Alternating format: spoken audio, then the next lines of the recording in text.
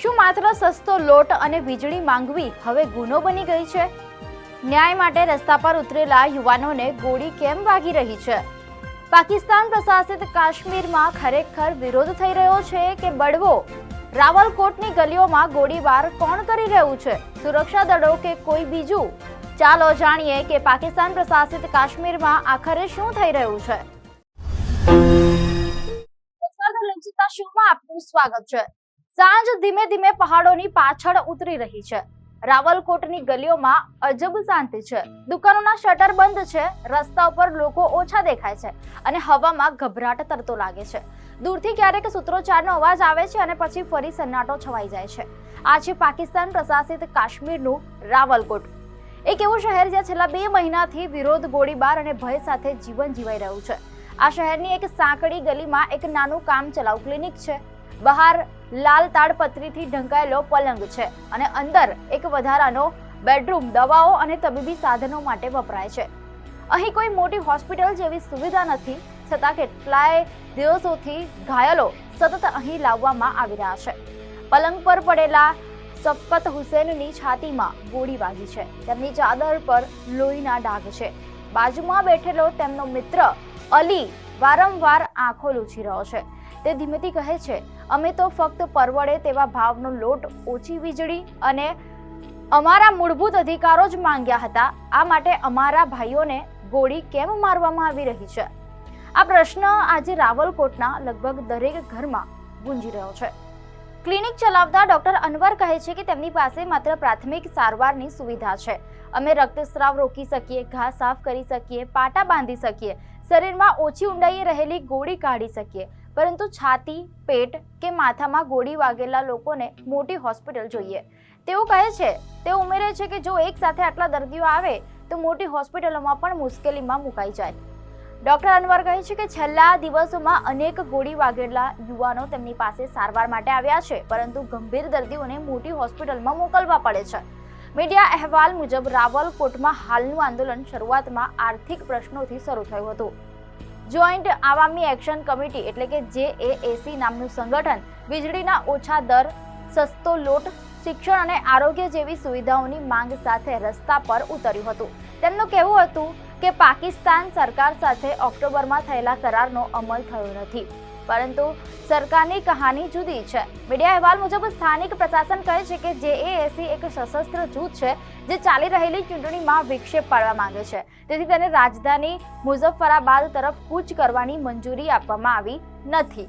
જૂનમાં JAAC પર આતંકવાદ વિરોધી કાયદા હેઠળ પ્રતિબંધ મૂકવામાં આવ્યો. સરકારનો આરોપ હતો કે સંગઠન વિદેશી ભંડોળથી ચાલે છે અને હિંસક પ્રવૃત્તિઓમાં સામેલ છે. JAAC આ તમામ આરોપોને નકાર્યા કાઢે છે.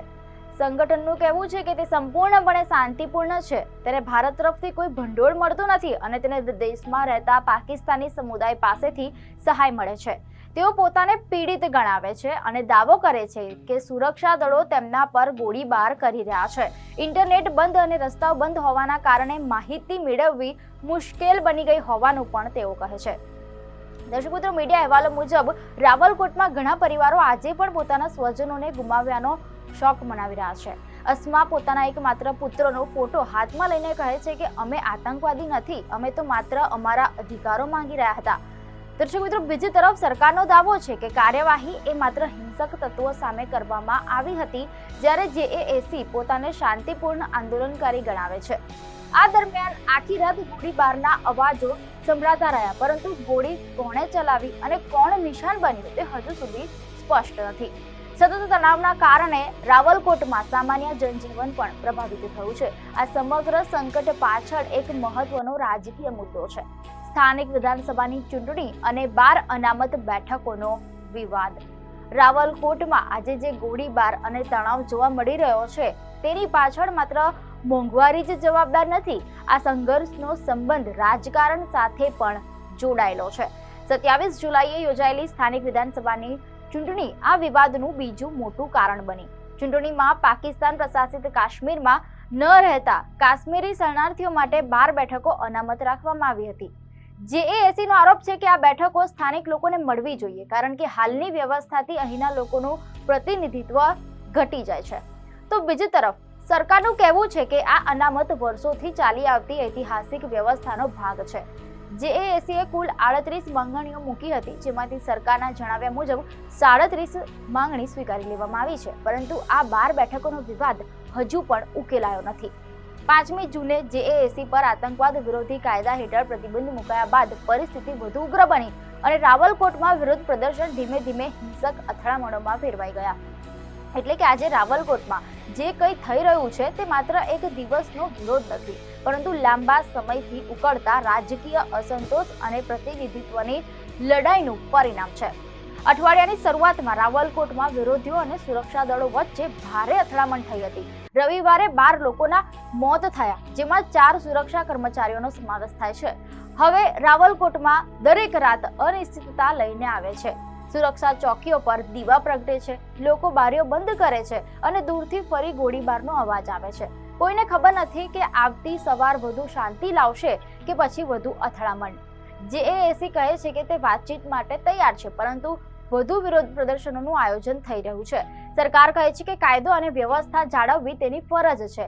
આ 2 નિવેદનોની વચ્ચે હજુ પણ ગોળી વાગેલો યુવાનો છે, રડતા પરિવારો છે, ડરમાં જીવતા ઘાયલો છે અને ભવિષ્ય અંગે અનિશ્ચિત એક આખું શહેર છે. દર્શક મિત્રો, સવાર થાય છે, પહાડો પર ફરી પ્રકાશ ફેલાય છે, બજારના થોડા શટર ધીમે ધીમે ઊંચા થાય છે, લોકો ફરી જીવન શરૂ કરવાનો પ્રયત્ન કરે છે. પણ રાવલકોટ આજે પણ એક જ પ્રશ્ન પૂછે છે: શું ન્યાય માટે ઊભા થયેલા લોકોનો અવાજ સાંભળવામાં આવશે કે પછી આ શહેરની કહાની ગોળીઓના અવાજમાં જ દટાઈ જશે? આ પ્રશ્નનો જવાબ હજુ કોઈ પણ પાસે નથી. દર્શક મિત્રો, આપને માહિતી સારી લાગી હોય તો વિડીયોને લાઈક અને શેર કરજો, ચેનલને સબસ્ક્રાઇબ કરજો.